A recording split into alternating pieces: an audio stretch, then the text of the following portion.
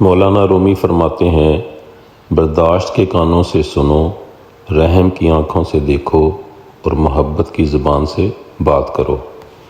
یہ ایک انسانیت کا درس ہے جو وہ ہمیں سکھلا رہے ہیں۔